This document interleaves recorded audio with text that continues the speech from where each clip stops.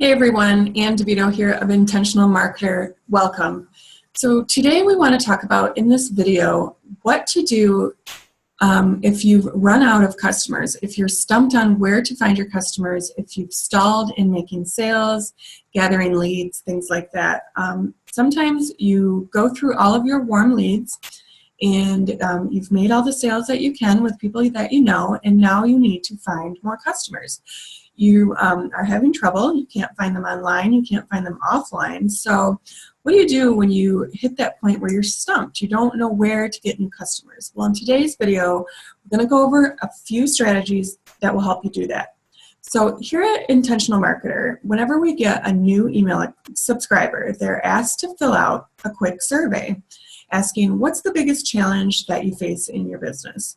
So I'm sure you're not going to be surprised when I tell you that the overwhelming commonality that we see in our responses are get more customers. Everybody wants more customers.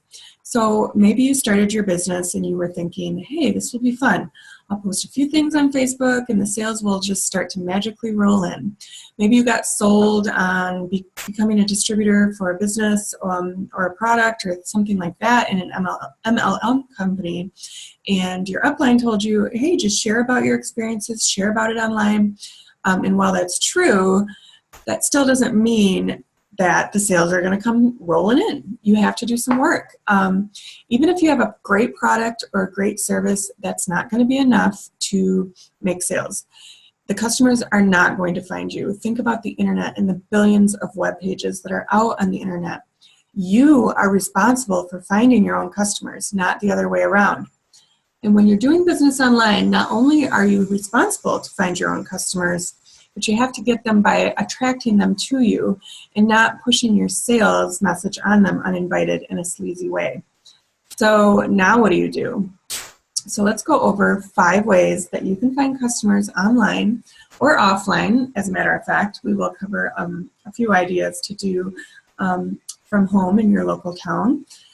And just go over some ways that you can figure out where your customers are and how you can get new customers into your business. So number 1, you need to create a plan. So I know you don't want to hear it, but I'm going to say it anyway.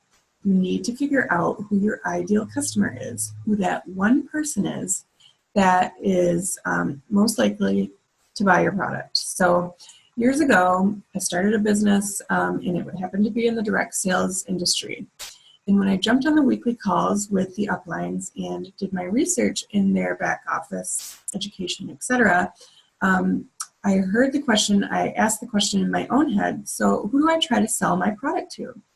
And they would answer anyone, everyone could use this product. I'm here to tell you that not everyone could use my product. That's simply not true. It can't be true.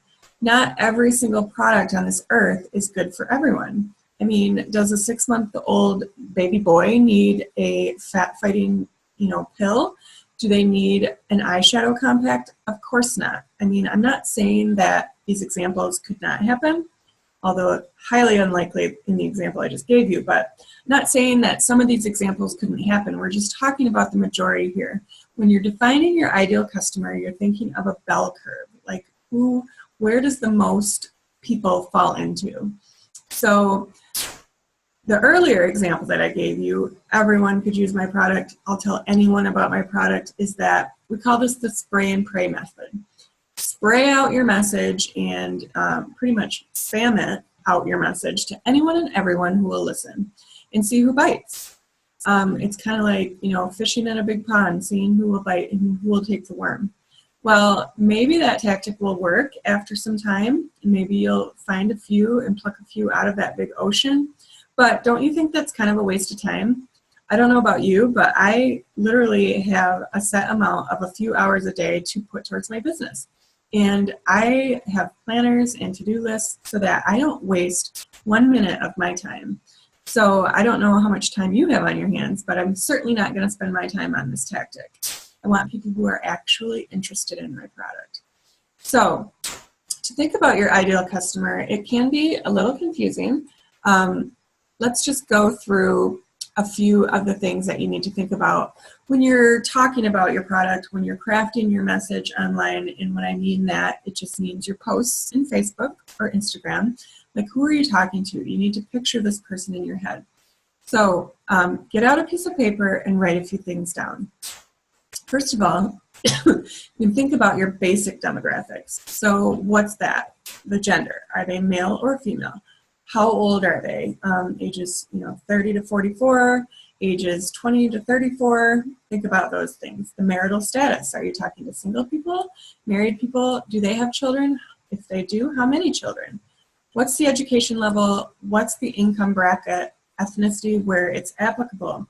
So, for example, income is important because how much does your product cost? Is it a lower price point product, or is it a higher price tag? So income is going to matter there, because if your product is like $1,000, you're going to need somebody that makes a significant amount of money to be able to afford something like that.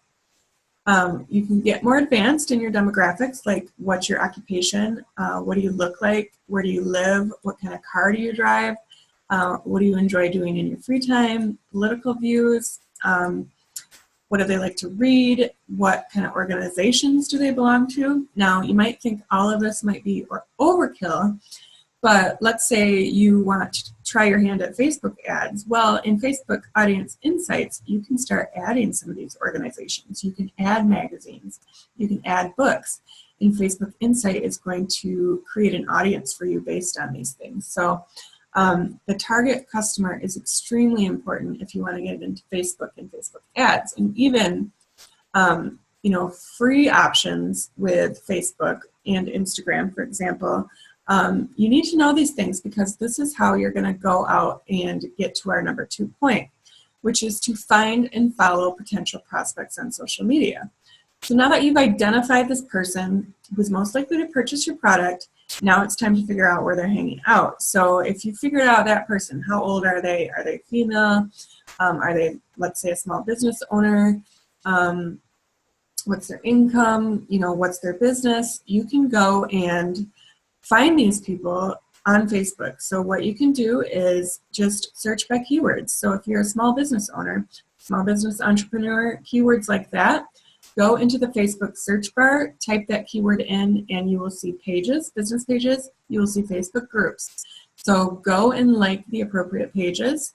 Go find some Facebook groups to join, because most likely, if you're using that keyword for your target customer, you're going to find potential buyers in those groups. So if you're on a hashtag or Instagram, you can do hashtag research. So if your ideal, let's do an example. If your ideal customer is a young mom looking to get back in shape, lose that baby weight, then check out hashtags that new moms are using on Instagram. So, just start simple. You can either do a quick Google search on hashtags. Just say new mom hashtags. You are bound to find tons of information. I mean, it's Google. So find one that makes sense to you in your head, type it into the Instagram search box, and they will show you all the related hashtags, number 1, in the search bar. And if you go to one of the photos with that hashtag, you're going to find all kinds of other hashtags that people use in their photos. So take note of those and start engaging.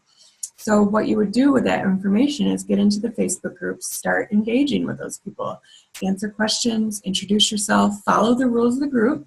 You can post promotions, post your freebies, things like that, just as long as you follow the rules. Otherwise, you will get kicked out. And then on Instagram, go ahead and like and comment on images based on your hashtag research and start engaging. Don't try to sell on social media. Instead, try to build relationships. And if you have the proper URL links in your bios, pointing people to your offers, pointing people to your websites, then they will follow the trail back to you once they begin to know and like and trust you. So number 3, an idea. Whether you find a person in one of these groups or out on Instagram, or if it's a friend, provide your product or service for free in exchange for a testimonial.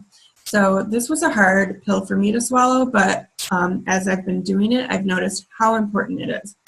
So if you're a service-based business, offering your service for free can be a great way to get new clients. And you're probably thinking, how does offering something for free make me any money? Well, this is the part of establishing trust with your audience. You'll be offering the service for free, but in exchange, you'll be getting a non-monetary piece of value that's probably worth more than the sale of your product. And that's a detailed account of the benefits or the results from your service that you are able to publish out on your website, out on your Facebook, in your Instagram. This is a great way to get new customers because it assumes that your service does what it says it does, provides great results, and gives you happy customers. So here's a few ideas of how you can find somebody to test drive. Ask a friend, only where your friend meets the ideal customer profile. So if you have an exercise program or a weight loss product or something like that, make sure your friend is interested and fits the profile of someone that could use your product. As I mentioned before, go out to Facebook groups in your industry niche and start engaging with people. And then once you've provided those relationships, you can offer your service for free. And locally, I mentioned I could note a few local ideas. Is something I've done is I have gone to the meetup.com website, found my niche, small business marketing, things like that, and I am a part of the I Love Marketing meetup group in my local town. And then other things are like Chamber of Commerce, there's women entrepreneur groups, there's women's fitness groups. And on Meetup, I have several free fitness meetup groups that you can go and exercise with other people. You can run with them or do whatever. And probably the leader sells some sort of service or a product related to it. I would probably guarantee that 92% of them do. Because, why would they be spending their time? Besides, if they just need people to run with, I'm not saying that can't help them, but, my guess is that a lot of these free groups, the person represents something. So it's a great way to bring awareness into your brand, finding accounts of users and thought leaders in your industry. You can follow them and engage with their posts. And so as they begin to know you and recognize your content, they will be maybe all too happy to share that content with their thousands of users. So actually that was part of my number 4 point, is that targeted engaging with top influencers can go a long way. So an example I just mentioned is engaging with those influencer accounts by retweeting, commenting, liking their posts. But also you could write a blog post about a particular problem in your industry and the solution to it. Use a quote, link your influencer's website in your content, and then tweet them out. Say, hey, I included your website in my content.